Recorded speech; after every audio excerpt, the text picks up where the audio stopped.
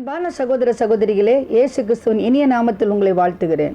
Voices ministries international வழங்கும் தேன்துளி நிகழ்ச்சிக்கு உங்களை அன்புடன் அழைப்பது உங்கள் சகோதரி பத்மா.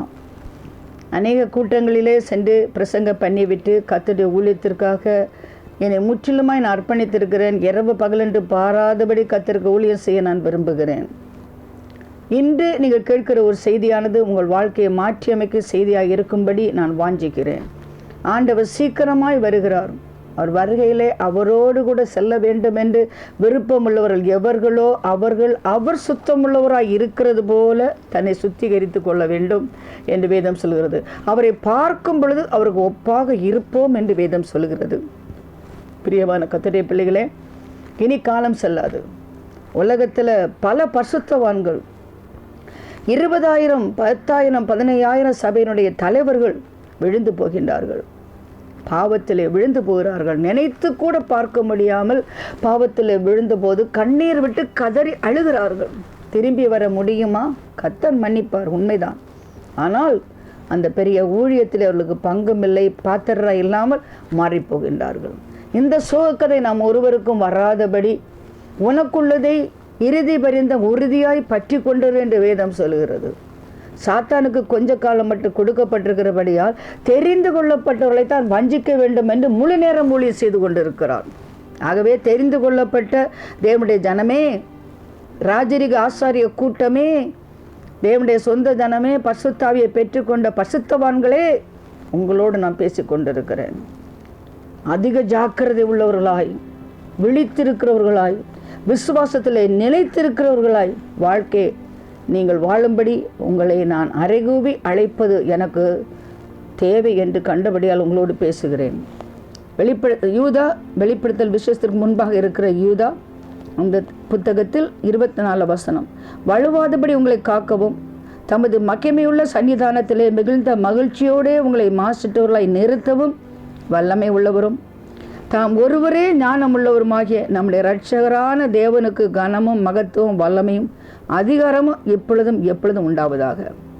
வலுவாதபடி உங்களை காக்கவும் தமது மகிமையுள்ள சன்னிதானத்திலே மகிழ்ச்சியோடு உங்களை மாஸ்டர்களை நிறுத்துவதற்கு அவர் ஒருவரே வல்லமை உள்ளவராக இருக்கிறார்.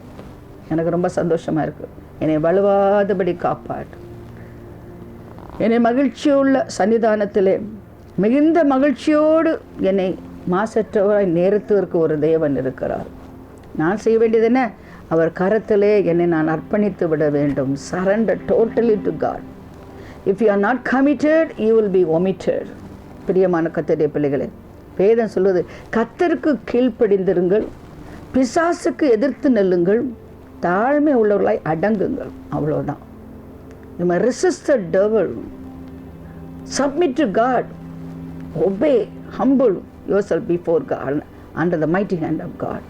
அப்படி என்றால் கர்த்தர் உங்களை வலுவாதபடி காப்பார். Cooperate with the Holy Spirit, he will operate with you. யூதா நிருபத்தை ஆக்கியோன் இயேசு கிறிஸ்துவினுடைய சகோதரர். யாருக்கு எழுதுகிறார்? பிதாவினாலே பரிசுத்தமாக்கப்பட்டவர்கள், கிறிஸ்துவினாலே காக்கப்பட்டவர்களுக்கு, அவர் அழைக்கப்பட்டவர்களுக்கு அவர் எழுதுகிறார். அழைக்கப்பட்ட, தெரிந்து கொள்ளப்பட்ட, காக்கப்பட்ட ஒரு விசேஷமான ஒரு கூட்டத்தாருக்காக அவர் எழுதுகிறார். என்ன எழுதுகிறார் பாருங்கள். பொதுவான ரட்சிப்பை குறித்து உங்கள் எழுதும்படி நான் மிகவும் கருத்துள்ளவனாக இருக்கையில் பரிசுத்தவான்கள் ஒரு ஒப்புவிக்கப்பட்ட விசுவாசத்திற்காக தைரியமாய் போராட வேண்டும் என்று உங்களுக்கு எழுதி உணர்த்துவது எனக்கு அவசியமாய் கண்டது. ஒரு விசை பரிசுத்தவான்களுக்கு ஒப்புவிக்கப்பட்ட விசுவாசத்திற்காக தைரியமாய் நீங்கள் போராட வேண்டும். பொதுவான ரட்சிப்பை குறித்து பேசின நாட்கள் உண்டு. ஆனால் அழைக்கப்பட்டவர்களுக்கு, தெரிந்து கொள்ளப்பட்டவர்களுக்கு, நீதிமான்களாக்கப்பட்டவர்களுக்கு நான் சொல்கிற சத்தியமாவது, பொதுவான ரட்சிப்பை குறித்து நான் பேசாமல் சற்று கடந்து போகிறேன். எதற்காக? நீங்கள் பூரணராக வேண்டும் என்று கடந்து செல்லுங்கள். என்னை கேட்டுக்கொண்டிருக்கும் கர்த்தருடைய பிள்ளை, அப்படி கடந்து செல்ல வேண்டும் என்றால் ஒரு விசை பரிசுத்தவான்கள் ஒப்புவிக்கப்பட்ட விசுவாசத்திற்காக போராட வேண்டும். விக்கிராராதனை பாவம், விபச்சாரம் பாவம். ஆனால் விசுவாசம் இல்லாமல் இருப்பது பாவம் என்று உங்களுக்கு தெரியுமா? விசுவாசத்தால் வராத யாவும் பாவம். என்னை கேட்டுக்கொண்டு கர்த்தருடைய பிள்ளை, பாவம், இந்த பாவத்தையே செய்து கொண்டிருக்கிறார்கள். விசுவாசம் எங்கே? பணம் இல்லாவிட்டால் பேங்க் லோன், வாழ்க்கையில் ஏதாவது ஒரு சப்ஸ்டிடியூட் வைத்துக் கொள்கிறார்கள். கர்த்தருக்கு காத்திரு, முழுமந்தோடு காத்திரு, அவரே காரியங்களை வாய்க்க பண்ணுவார். கர்த்தருக்கு காத்திர்கள் புதுபல் நடைந்து கழுகை போல சட்டையை அடித்து கொண்டு பறப்பார்கள். இதெல்லாம் எங்கேயோ போய்விட்டது. காத்திருக்க ஒருவருக்குமே பொறுமை இல்லை. இன்ஸ்டன்ட் அவசரமான உலகத்தில் வாழ்ந்து கொண்டு இருக்கிறோம்.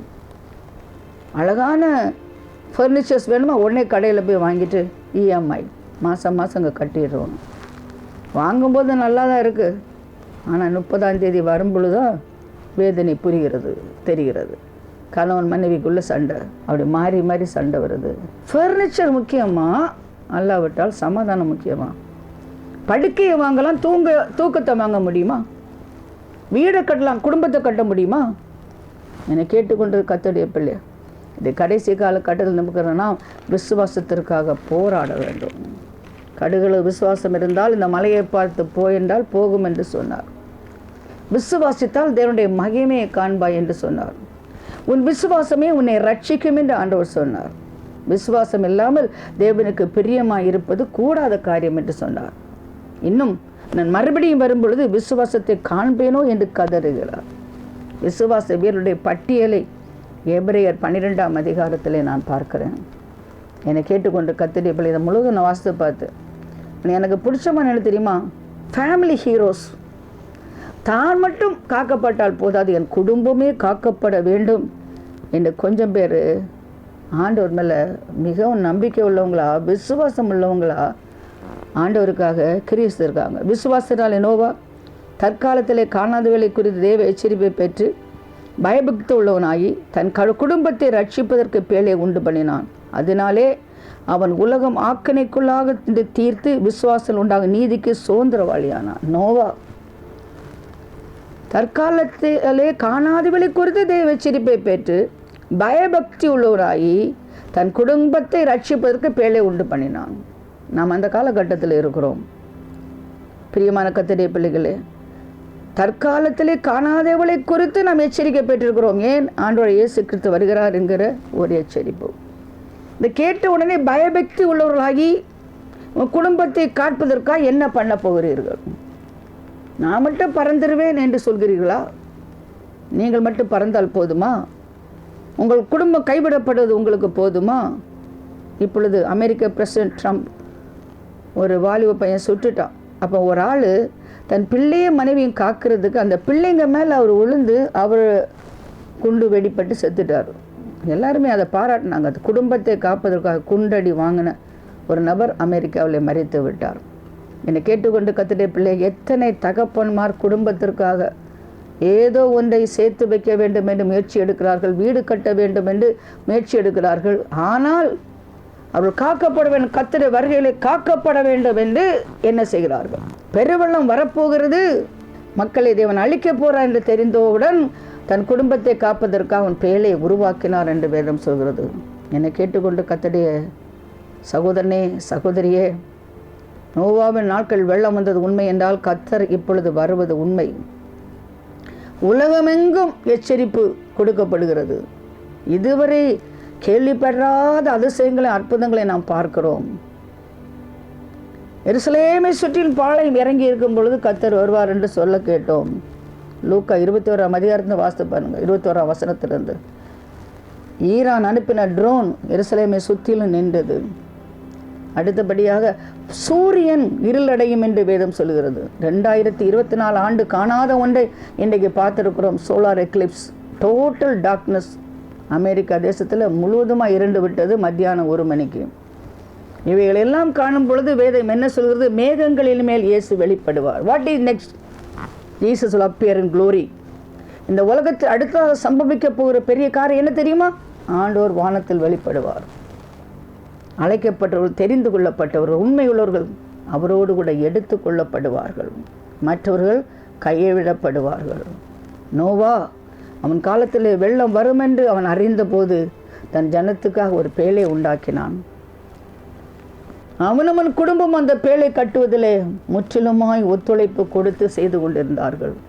மழை வந்தது, கர்த்தர் பேழையின் கதவை அடைத்தார். நோவா கடைசியாக உள்ளே போவான். எல்லாம் பிள்ளை மனைவி எல்லாம் போன பிறகு கடைசியாக போவான். எவ்வளோ பெரிய பொறுப்பு பார்த்தீங்களா? தன் குடும்பத்தை பேழைக்குள்ளே அடைத்த பிறகுதான் அவன் உள்ளே போகிறான். எத்தனை தகப்பன்மார் இப்படிப்பட்ட பொறுப்புள்ளவங்களாக இருக்கீங்க. என் பிள்ளைங்க ஆலயத்துக்கு போகணும், என் மனைவி ஆலயத்துக்கு போகணும், அவர்கள் பின்னாக நானும் போகணும். அப்படி எத்தனை பேர் இருக்குங்க? என் மனைவி ஜெபிக்க வேண்டும், பிள்ளைகள் ஜெபிக்க வேண்டும், நானும் ஜெபிக்க வேண்டும். சாயங்காலமான ஃபேமிலி பெரியல அப்பா உட்காரணும். எல்லாரும் இருப்பாங்க, அப்பாவை காணும். அப்பா எங்கே பணம் சம்பாதிக்கிறாரு. நான் ஒரு டாக்டர் டிஸ்பென்சரியில் வெளியே போடுறத பார்த்தேன். The man spend his health, earn his wealth, then he spend his wealth to earn his health could not. தன்னுடைய உடல் சரீர சுகத்தை இழந்து பணத்தை சம்பாதித்தானாம். பிறகு பணத்தை செலவழித்து சுகத்தை தேடினானாம், கிடைக்கவில்லையாம். பிரியமான கர்த்தருடைய பிள்ளை, யாருக்காக பணத்தை சேர்க்குறீங்க? பிள்ளைகளுக்காக தானே. அந்த பிள்ளைகள் பரலோகம் வர வேண்டுமா வராண்டாமா? அதற்காக நீங்கள் என்ன பண்ணீங்க? What he did for your family to be taken up when the Lord comes. ஆண்டவர் மகிமையில் வெளிப்படும் பொழுது என் குடும்பம் எடுத்துக்கொள்ளப்பட வேண்டும் என்று என்ன செய்யுங்க? அதுக்காக நீங்கள் என்ன பண்ணுறீங்க? குடும்பமாக ஃபாஸ்டிங் ப்ரேயர் எடுக்கிறீங்களா? குடும்பமாக ஜெபிக்கிறீங்களா? குடும்பமாக ஆலயத்துக்கு போகிறீங்களா? குடும்பமாக தேவனை ஆராதிக்கிறீங்களா? பிரியமான கர்த்தருடைய பிள்ளை, பயபக்தி உள்ளவனானான் என்று வேதம் சொல்கிறது. மோசேயினுடைய தாயை குறித்து வேதம் பார்க்கிறது, சொல்கிறது. பிரியமான கர்த்தருடைய பிள்ளையா, அந்த மோசையை காப்பதற்காக அவள் எவ்வளவு கஷ்டப்பட. மோசே பிறந்தபோது அவளுடைய தாய் தகப்பன்மார் ஆன அளவுள்ள பிள்ளை என்று கண்டு விசுவாசத்தால் ராஜாவுடைய கட்டளைக்கு பயப்படாமல் அவனை 3 மாதம் ஒழித்து வைத்தார்கள். Family heroes, family heroes. Are a hero, are a zero. தேசத்திலே ஒரு சட்டம் இருக்கிறது, ஆண் குழந்தை ஆற்றிலே போட்டு விட வேண்டும் என்று. எல்லாரும் அவ்வளோ சீக்கிரமாக பெற்ற பிள்ளை எரிஞ்சிட்டாங்க. ஆனால் இந்த குடும்பத்தை பாருங்கள், அந்த குழந்தையை காக்கிறதுக்கு ஏதாவது ஒரு வழி இருக்கான்னு பார்த்தாங்க.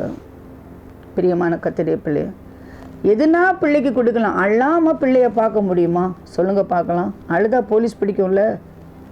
3 மாதம் குழந்தை அழாமல் ஒரு தாய் தகப்பன் பார்த்துருக்குறாங்க. எளிதாக எடுத்து எரிந்து விடலாம். சில தகப்பன் மாதிரி எரிஞ்சிருவாங்க. ஐயோ, அவன் கேட்க மாட்டாங்க, நான் ஒன்றும் சொல்ல முடியாதுங்க, அப்படியே தூக்கி எரிந்துடுறாங்க. அவன் கேட்டதான் கொடுக்கணும், அவ்வளோதாங்க. கேட்டதை கொடுத்து தான் பிள்ளைங்க நரகத்துக்கு நேராக போகிறாங்க. விசுவாசத்திற்காக நீ போராட வேண்டும் என்று வேதம் சொல்கிறது. பிள்ளையோடு போராடு, மனைவியோடு போராடு, புருஷனோடு போராடு. விசுவாச காரியத்தில் மட்டும், வேறு எதுக்காக போராடாது. நெகேமியா சொல்கிறார், குமாரனுக்காய் போராடுங்கள், குமாரத்திக்காய் போராடுங்கள், மனைவிக்காய் போராடுங்கள். இது ஒரு நல்ல ஒரு போராட்டம். It's a good fight. Fight for your family.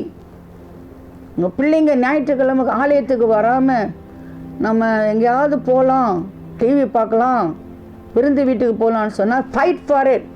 The Sunday is not your day, is God's day. 6 நாள் கடவுள் கொடுத்தாரு விருந்து வீட்டுக்கு போகிறதுக்கு.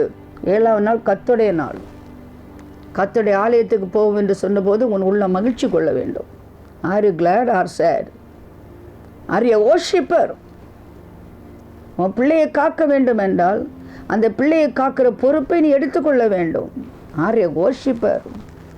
அப்பா அம்மா 2 பேரும் பரலோகத்தில், பிள்ளை நரகத்தில். சந்தோஷமாக இருக்கலாம்னு நினைக்கிறீங்களா?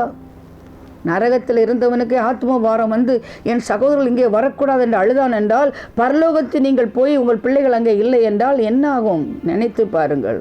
ஒரு முறை தான் வாழப்போகிறோம், மறுமுறை ஒரு தருணம் கொடுக்கப்படாது. மனிதனுக்கு ஒரு முறை மரிப்பதும் பிறகு நியாய தீர்ப்பு அவனுக்காய் விதிக்கப்பட்டிருக்கிறது. 3 மாதம் ஒழித்து வைத்து ஒரு நாணல் பெட்டியை உருவாக்கி அதை கீழ் பூசி நாணல் செடியின் மத்தியிலே அந்த குழந்தையை கொண்டு விடுறாங்க. ஏன் தெரியுமா? நாணல் செடிக்கிட்ட விட்டாங்க. அந்த நாணல் செடியில் வர ஒரு சத்தம் இருக்கிறது, அதில் ஒரு வாசனையும் இருக்கும். அது முதலைக்கு பிடிக்காதான், அங்கே முதலை வராதான். அதான் நாணல் செடி அருகாமல் இந்த குழந்தையை வைத்தாங்க. எவ்வளோ தூரம் ஞானமாக குழந்தையை காக்குறாங்க. Family hero. Are you family hero? உங்களை காக்கும்படியாக உன் பிள்ளைக்காக என்ன திட்டத்தை நீ வைத்திருக்கிறாய்? கர்த்தருடைய வருகைக்காக உன் பிள்ளையை ஆயத்தப்படுத்தும்படி என்ன திட்டத்தை நீ வைத்திருக்கிறாய்? வேதத்திலே 31 வசனத்தில் ராகாப் என்கிற வேசியை குறித்து நாம் கேள்விப்படுகிறோம். வேவுக்காரை சமாதானத்தை ஏற்றுக்கொண்டு கீழ்ப்படியாதவரோடு சேதமாகாதிருந்தாள். எரிகோ பட்டணத்தை அழிப்பதற்கு முன்னால் வேவு பார்க்கும்படி 2 பேர் வருகின்றார்கள். அவர்கள் இவள் வீட்டுக்கு தான் வருகிறார்கள். அவர்களை காட்டி கொடுக்காமல், போலீஸ் கையில் மாட்டிக்காமல், ஞானமாக தட்டைக்குள் ஒளித்து வைத்து அவளை பாதுகாத்து அவளை தப்ப விடுகிறாள். தப்ப விடும் பொழுது அவளிடத்தில் என்ன கேட்பாள் தெரியுமா? ஒரு விபச்சாரி என்ன கேட்பா? பணம் கேட்பா. அல்லாவிட்டால் இந்த உலக சிற்றின்பத்தை கேட்பாள். அதாவது வீடு கட்டி கொடு என்றெல்லாம் கேட்பாள். இவர் என்ன கேட்டால் தெரியுமா? என் குடும்பத்தினுடைய ஜீவனை கொடுங்கள் என்று கேட்டாள். She is a family hero. வேசியாக இருந்தாலும் விபச்சாரியாக இருந்தாலும் இயேசு கிறிஸ்து வம்ச வரலாறிலே ராகாவுடைய பேர் வருகின்றது. என்னை கேட்டுக்கொண்டு கர்த்தருடைய பிள்ளை, are you a family hero? அப்பொழுது சொல்லப்பட்டது, ஒரு சிவப்பு நூல் கயிறை உன் ஜன்னலிலே கட்டி வை, இந்த பட்டணம் அழியும் பொழுது உன் குடும்பம் காக்கப்படும். ஆம், இன்றைக்கும் சிவப்பு நூல் அடையாளம் இயேசுவின் இரத்தம் நம்முடைய குடும்பத்தை காக்கும். எதற்காக நீங்கள் போராடுகிறீர்கள்? உங்கள் விசுவாச போராட்டம் எதற்காக? உன் பிள்ளையை காப்பதற்கா? உன் குடும்பத்தை காப்பதற்காகத்தானா? இல்லாவிட்டால் வேறு எதற்காக நீ போராடுகிறாயா? எனக்கு இந்த நிலத்தை தாரும், அல்லாவிட்டால் நீர் என் கடவுள் அல்ல. நீர் எனக்கு இந்த வேலையை தாரும், அல்லாவிட்டால் இனிமேல் கோயிலுக்கு போக மாட்டேன், ஜெபிக்க மாட்டேன். இப்படியா போராடுறீங்க? மனுஷனோடு போராடினது போதாது, தேவனோடு போராடுறீர்களா? பிரியமான கர்த்தரே, நல்ல போராட்டத்தை போராடுங்கள். ஒரு விசை ஒப்புவிக்கப்பட்ட விசுவாசத்திற்காக போராட வேண்டும் என்று வேதம் உங்களை அறைகூவி அழைக்கிறது. எதற்காக?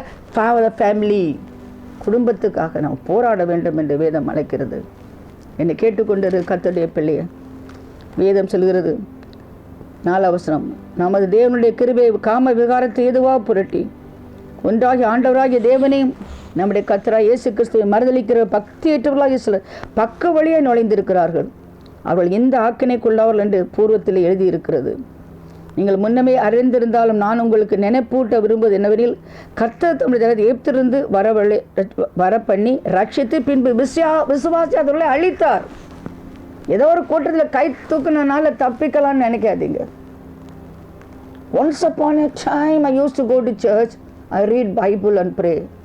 ஒரு காலத்தில் நான் ஜெபிப்பேன், ஒரு காலத்தில் கோயிலுக்கு போவேன், ஒரு காலத்தில் குடும்பமாக நாங்கள் கோயிலுக்கு, எல்லாம் ஒரு காலம். Once upon a time ஸ்டோரியா?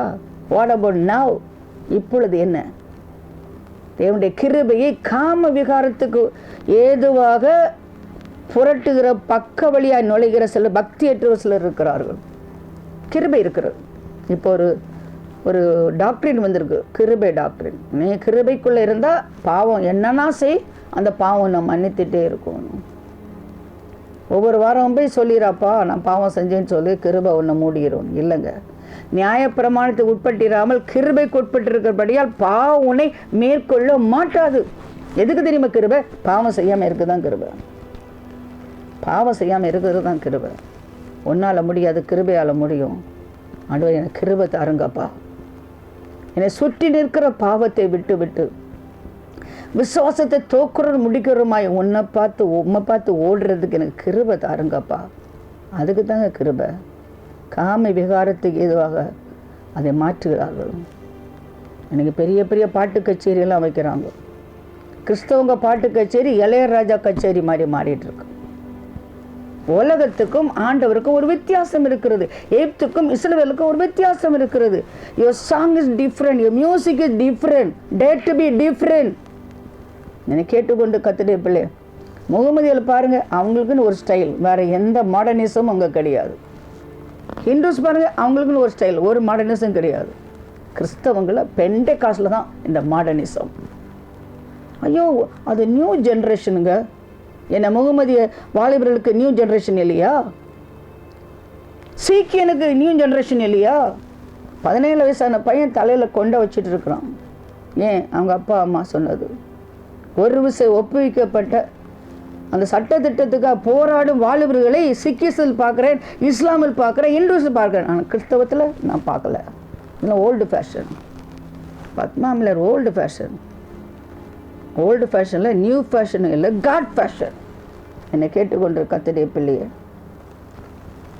நீங்கள் சும்மா ஜெபம் பண்ணி உங்களுக்கு வேலை இல்லை, வேறு என்ன வேலை உனக்குன்னு கேட்குறேன். உன்னவங்க என்ன வேலை? உன்னை காப்பாற்றுனா கர்த்தர்ட்ட மண்டியிட்டால் முடியும். மண்டியிட்டு வணங்கினா தான் உன்னை கடவுள் காப்பாற்ற முடியும். இந்த பொல்லாத உலகத்தில் வெளியே போனால் வீட்டுக்கு வர்றதுக்கு என்ன நிச்சயம் இருக்குதுங்க? என்ன நிச்சயம் இருக்குது?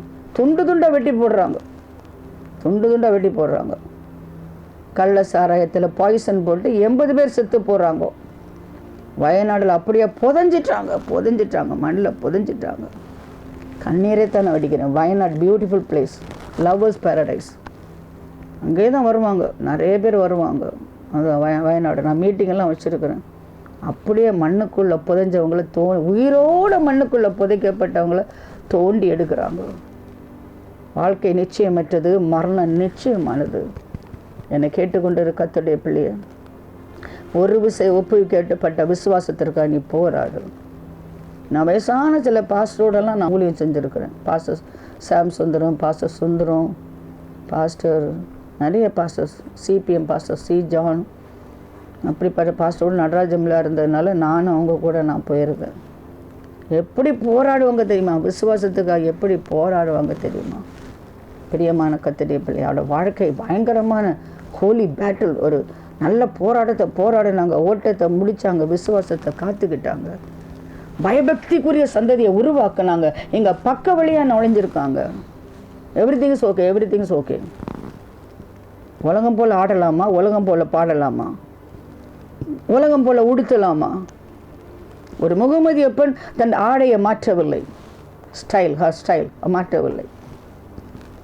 ஒரு சீக்கியன் மாற்றவில்லை, ஒரு ஹிந்து கூட மாற்றலை. கிறிஸ்தவங்க மாடர்ன் ஜீன்ஸ் பேண்ட், கிழிஞ்சு போட்ட ஜீன்ஸ் பேண்ட், டிஷர்ட், முடியை வெட்டிடுவாங்க, 2 பக்கம் போட்டுருவாங்க. அது மாதிரி சிங்க style, look like a line. சிங்கத்தை போல் பார்க்குறதுக்கு முடியை வெட்டி 2 பக்கம் போடுறது. பெண்கள் முடியை வெட்டக்கூடாதுன்னு பைபிளில் இருக்குங்க. மகிமையாக அவளுக்கு கொடுக்கப்பட்டிருக்கு. மகிமையை கத்தரித்து வந்து அவமானமாய் வாழ்கிற பெண்களை நான் பார்க்குறேன். ஆண்கள் போல் ஷார்ட்டாக ஹேர் கட் பண்ணுறாங்க. எத்தனை பேர் இந்த உலகத்தில் போய்கொண்டு நானும் பரிசுத்தவன் என்று சொல்கிறார்கள். பரிசுத்தம் உள்ளும் புறம்பும் பரிசுத்தம். பிரியமான கர்த்தருடைய பிள்ளைய, ஒழுங்காக ஒரு ட்ரெஸ்ஸிங் பார்க்க முடியலை. ஒழுங்கீனமாக ட்ரெஸ் பண்ணுறதுனால தான் இந்த உலகமே பாவத்துக்குள்ளாக போய் கொண்டு இருக்கிறது. அருமையான சகோதரனே, சகோதரியே, நீ விசுவாசத்திற்காக நீ போராடுவியா? உன் குடும்பத்தை விசுவாசத்தில் காப்பதற்கு நீ போராடுவாயா? சும்மா சண்டை, இதெல்லாம் சண்டை கிடையாதுங்க. பரிசுத்தமாக நீ வாழணும், நல்லா ட்ரெஸ் பண்ணணும்னு சொல்கிறது சண்டையா? அது சண்டை கிடையாதுங்க, போராட்டம். ஹோலி பேட்டில். உன்னை பாவத்திலிருந்து, அக்கிரமத்திலிருந்து, நரகத்திலிருந்து உன்னை காப்பதற்காக ஒரு நபர் போராடுகிறாள் என்றால் அவளை வெறுக்காது, அவளை நேசி. ஒரு நாள் அவங்க தான் உன்னை பரலோகம் கூட்டிகிட்டு போகிறாங்க. அதை புரிஞ்சுக்குங்க. ஆண்டவர் எகிப்திலிருந்து வெளியே கொண்டு வந்தார், ஆனால் விசுவாசியாதவர்களே அத்தர் அழித்தார் என்று வேதம் சொல்லுகிறது. பாருங்கள் 5ஆம் வசனம், விசுவாசியாதவர்களே அழித்தார். 6 லட்சம் மக்களை செங்கல் வழியாக வெளியே கொண்டு வந்தாங்க. 10 விதமான வாத எகிப்தில் கொடுத்து வெளியே கொண்டு வந்தார். அற்புதம். அவங்க எல்லாம் அந்த சேனைகளை எல்லாம் முறியடித்தார். வானத்தை பார்த்தா ருசியான பணியாரம், நம்ம இட்லி மாதிரி இல்லைங்க, அப்படி ருசியாக சாப்பாடு. டெய்லி புதுசு, பழசு கிடையாதுங்க. கண்மலையிலிருந்து தண்ணி அப்படியே திறந்து வருங்க. பகலிலே மேகஸ்தம்பம், இரவிலே அக்னி ஸ்தம்பம். அவர்களுக்கு வியாதியே வரவில்லை, பலவீனமானவர்கள் யாரும் இருக்கவில்லை. இப்படி அழைத்து வந்த ஜனங்களை கர்த்தர் ஏன் அழித்தார்? He destroyed them. Why? அவர் கொண்டு சேர்க்க அவரால் முடியும் என்று அவங்க விசுவாசிக்கவில்லை. They didn't believe God. He will take them to the land of Canaan. கானானுக்குள்ள அவர் கொண்டு போய் சேர்ப்பாருங்கிற நம்பிக்கை ஆண்டவர் மேலே இல்லை. ஏன் எங்களை அழைச்சிட்டு வந்தீங்க? அங்கே வெள்ளரிக்காய் இருந்தது, கொம்மட்டிக்காய் இருந்தது, ஏன் அழைச்சிட்டு வந்தீங்க? நாங்கள் அங்கேயே செத்து இருந்தால் கல்லறை கூட இருக்கும். அப்படி தான் சொன்னாங்க, முறுமுறுத்தாங்க. அத்தனை பேர் கொண்டுட்டார் ஆண்டவர். இன்றைக்கி இந்த மூக்கோட மொழியோடு அவர் வச்சிருக்காருன்னா தேவ கிருபை நம்மை காத்து கொண்டு இருக்கிறது. என்னை கேட்டுக்கொண்டிருக்க கர்த்தருடைய பிள்ளையே, ஆதி மேன்மையை காத்து கொள்ளாமல் தங்களுக்குரிய வாசஸ்தலத்தை விட்டுவிட்ட தூதர்களையும் மகாநாளி நியாய தீர்ப்புக்கு நித்திய சங்கலினாலே கட்டி அந்த காலத்தில் அடைத்து வைத்தார். நம்மை மட்டுமல்ல, தூதனையும் கூட. எசேக்கியேல் 28ஆம் அதிகாரத்தில் அனாயிண்டட் செரிப் லூசிஃபர், அபிஷேகிக்கப்பட்ட தூதன். உன்னை உடலெல்லாம் கல், விலையேறப்பட்ட கற்கள், எல்லா இசைக்கருவிகள், உன்னை வேலை ஆண்டவர் ஆராதித்து கொண்டே இருப்பது. He was in the presence of God, throne room of God. ஆண்டவர் நம்ம இதயத்தில் இருந்தால் எவ்வளோ சந்தோஷமாக இருக்குது. அவன் ஆண்டோடைய சன்னிதானத்திலேயே அவன் நின்று கொண்டு இருந்திருக்கிறான். ஆனால் ஒரு நாள் ஏன் ஆண்டவருக்கு மகிமை செலுத்த வேண்டும்? இந்த மகிமையை நான் எடுத்துக்கொண்டால் என்ன? நினைத்த மாத்திரத்தில் சாத்தானாய் மாறி போனான். என்னை கேட்டுக்கொண்டு கர்த்தருடைய பிள்ளை, எந்த ஒரு காரியத்திலும் தேவனுக்கு கொடுக்க வேண்டிய மகிமையை விட்டு நீ மகிமை எடுத்துக்கொண்டாயானால் நீ ஒரு சாத்தானாய் மாறி விடுகிறாய். அவளை சங்கிலினால் கட்டி அடைச்சி வச்சார் ஆண்டவர். அநேக பேர் கட்டப்பட்ட அடைக்கப்பட்ட ஒரு இடத்துல இருக்கிற மாதிரி இருக்கிறாங்க. கை அடைக்கப்பட்டிருக்கு, கால் அடைக்கப்பட்டிருக்கு, எதுவுமே செய்ய முடியாது. they feel like sleeping all the time, depressed, frustrated, overeating, எதுவுமே செய்ய முடியாது. சோம்பேறித்தனம், சாப்பிடுவாங்க தூங்குவாங்க, சாப்பிடுவாங்க தூங்குவாங்க, வேலை செய்ய மாட்டாங்க, குடும்பத்துக்கே ஒரு பாரமாக வாழ்கிறாங்க. என்னை கேட்டுக்கொண்டு கர்த்தருடைய பிள்ளைய, கர்த்தர் உன்னோடு பேசி கொண்டிருக்கிறார். அப்படி ஆதி மேன்மையை நீ காத்துக்கொள், ஆதி அன்பை காத்துக்கொள். நீ ரட்சிக்கப்பட்ட நாளில் கர்த்தர் உன்னை எவ்வளோ சந்தோஷமாக வைத்திருந்தார். எப்படி நீ ஆலயத்துக்கு போனாய், எப்படி ஜெபித்தாய், எப்படி கோயரில் இருந்தாய், எப்படி இசைக்கருவி வாசித்தாய், எவ்வளோ காணிக்கை கொடுத்தாய். இன்று ஏன் நாரிப்போய் வாழ்ந்து கொண்டு இருக்கிறாய்? தூதர்களையே கட்டி போட்டார் என்றால் நம்மை விட்டு விடுவாரா? சோதோம் குமாரா பட்டணத்தார்கள், அவைகளை சூழ்ந்த பட்டணத்தார்கள் அவர்களைப் போல் விபச்சாரம் பண்ணி அந்நிய மாம்சத்தை தொடர்ந்து நித்திய அக்கினியின் ஆக்கினி அடைந்து திஷ்டாந்தமாக வைக்கப்பட்டிருக்கார்கள். சோதோம் குமாரா நாட்களில் நடந்தது போல நடக்குங்க. என்ன பண்ணாங்க? கொண்டாங்க, விற்றாங்க, கட்டினாங்க, நாட்டினாங்க, அதிகமாக சாப்பிட்டாங்க, சோம்பேறியாக வாழ்ந்தாங்க, சாங்கா பொங்கமாக வாழ்ந்தாங்க. இன்றைக்கி வாழ்கிறோம், eat and live and be merry, don't care about tomorrow. அப்படி ஒரு வாழ்க்கை, நிர்விசாரமான வாழ்க்கை, உல்லாசத்தின் உச்சக்கட்டம், சல்லாபத்தின் உச்சக்கட்டம், ஆணமானம் திருமணம். என்னை கேட்டுக்கொண்டு கர்த்தருடைய பிள்ளை, அமெரிக்காவுக்கு நான் அழுது ஜெபிக்கிறேன். இவ்வளோ சட்டம் வந்து விட்டது. ஆலயத்துக்குள்ளே ஆணுக்கும் ஆணுக்கும் கல்யாணம் சாலமனைஸ் பண்ணணுமா பாஸ்டர்? திருமணம் செய்து வைக்கணுமா? இன் காட் வி ட்ரஸ்ட்னு பணம் வச்சுருக்காங்க. கிறிஸ்தவ தத்துவத்திலே அல்லாவிட்ட உபதேசத்திலே உறுதியாய் பிறந்தது தான் அமெரிக்கா. இன்றைக்கு ஆணும் ஆலயத்திலே திருமணம் பண்ணுவதற்கு சட்டம் வந்து விட்டது. அது ஊழியக்காரர்கள் பாஸ்டர்ஸே அவர்களுக்கு விவாதத்தை நடத்தி வைக்கணுமா? இதுதான் உச்சகட்டம், பாவத்தின் உச்சகட்டம். அடுத்தது என்ன? சோதோம் குமாராவுக்கு சம்பவித்தது சம்பவிக்கும். என்னை கேட்டுக்கொண்டு கர்த்தருடைய பிள்ளையை, ஆண்டவர் நம்மை பார்த்து சொல்கிறார், காயினுடைய வழியிலே போகாதே, பிழையாமின் வழியிலே நீ போகாதே. காயின் கர்த்தருக்கு சகோதரன் ஆபேலை கொலை செஞ்சான். பிழையாம் கர்த்தருடைய ஜனத்தை சபிப்பதற்கு பணத்திற்காக பணத்தின் பின்னால் போனான்.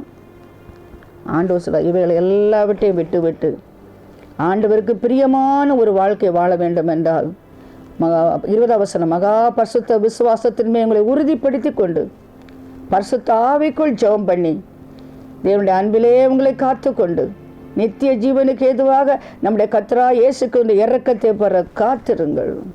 அல்லாமல் நீங்கள் பகுத்தறிவு உள்ளவர்களாக இருந்து சிலருக்கு இரக்கம் பாராட்டி சில அக்கினியில் இழுத்து விட்டு பயத்தோடு ரட்சித்து மாம்சத்தால் கரைப்பட்டிருக்கிற வஸ்திரங்களை வெறுத்து தள்ளுங்கள். Deny the flesh, invite the spirit. மாம்ச அழுக்கு நீங்கள் எதிர்த்து விடுங்கள், அருவருத்து வெறுத்து விடுங்கள். மாம்சத்தின் கிரியலை அழித்து விடுங்கள். கண்களின் இச்சை, மாம்சத்தின் இச்சை, ஜீவனத்தின் பெருமிதத்தை அழித்து விடுங்கள். ஆவியிலே ஜெபம் பண்ணுங்கள், ஆவிக்குள்ளாக ஜெபம் பண்ணுங்கள், அன்பிலே உங்களை காத்துக்கொள்ளுங்கள். நித்திய ஜீவனுக்கு ஏதுவாக நம்முடைய கர்த்தராகிய இயேசு கிறிஸ்துவின் இரக்கத்தை பெற காத்திருங்கள். அப்படி நாம் இருந்தால் வலுவாதபடி உங்களை காக்கவும் தமது மகிழ்ச்சியுள்ள சன்னிதானத்திலே மிகுந்த மகிழ்ச்சியோடே உங்களை மாற்றவர்களாய் நிறுத்தவும் அவர் வல்லமை உள்ளவராயிருக்கிறார். கர்த்தர் வருகிறார், அதுவரையில் வலுவாதபடி உங்களை காப்பார். மகிழ்ச்சியோடு தேவனுடைய சன்னிதானத்திலே உங்களை நிறுத்துவார். அப்படிப்பட்ட வல்லமையுள்ள தேவனுடைய கரத்திலே நம்ம ஒப்பு கொடுப்போமா? Submit yourself to God. கர்த்தருக்கு கீழ்ப்படிந்திருங்கள், பிசாசுக்கு எதிர்த்து நெல்லுங்கள், தாழ்மை உள்ளவர்களாயிருங்கள். கர்த்தர் நம்மை காப்பாற்றுவார். அவருடைய வருகையிலே நாம் காணப்படுவோம். ஜெபிப்போமா? அன்பு இறக்கம் நிறைந்த ஆண்டவரே, ஆசீர்வதிக்கப்பட்ட இந்த வேலைக்காக உமக்கு நன்றி செலுத்துகிறோம். ஆண்டவரே, ஒரு ஒப்புவிக்கப்பட்ட விசுவாசத்திற்காய் போராட எங்களை அழைக்கிறீர். ஆண்டவரே, நாங்கள் ஒப்பு கொடுக்கிறோம் அப்பா, ஒப்பு கொடுக்கிறோம் அப்பா. விசுவாசம் ஒரு போராட்டம் என்றால், நல்ல ஒரு போராட்டம் என்றால், அந்த போராட்டத்தை போராடுவதற்கு எங்களுக்கு கிருபை தாரும். உடைய கிருபையை நாங்கள் விருதாவை பெறாதபடி எங்களுக்கு எச்சரிப்பு கொடுத்திருக்கிறீர்கள். அந்த கிருபையை காம விகாரத்துக்கு ஏதுவாக பயன்படுத்தாமல் பாவத்தை விட்டு, உலகத்தை விட்டு, மாம்சத்தை விட்டு வெளியே வருவதற்கு, உமக்கு பிரியமான ஒரு வாழ்க்கை வாழ்வதற்கு கிருபை எங்களை தாங்குவதாக. இஸ்ரேல் மக்களைப் போல மனாந்தரத்திலே நாங்கள் அழிந்து போகாதபடி கானான் சேருவரையில் கர்த்தர் கரத்தை பிடிப்பீராக. பிசாசை போல நாங்கள் பெருமை உள்ளவர்களாய் கர்த்தருக்கு ஏற்று நிற்காதபடி தாழ்மைப்பட்டு அடங்குவதற்கு எங்களுக்கு நீர் கற்றுத்தாரும். சோதங்குவர மக்களைப் போல பலரவு இச்சைக்குரிய பாவங்களில் ஆண்டவர் ஈடுபடுத்தி கொள்ளாதபடி சுத்தமான்களாய் எங்களை காத்துக்கொள்ளும். இந்த வருகாய் நீர் எங்களை ஆயத்தப்படுத்தும். என்னை கேட்டுக்கொண்டிருக்கும் பக்தர்களை ஆயத்தப்படுத்தும். இயேசுவின் நாமத்தில் கெஞ்சி மன்றாடுகிறேன் பரமபிதாவே.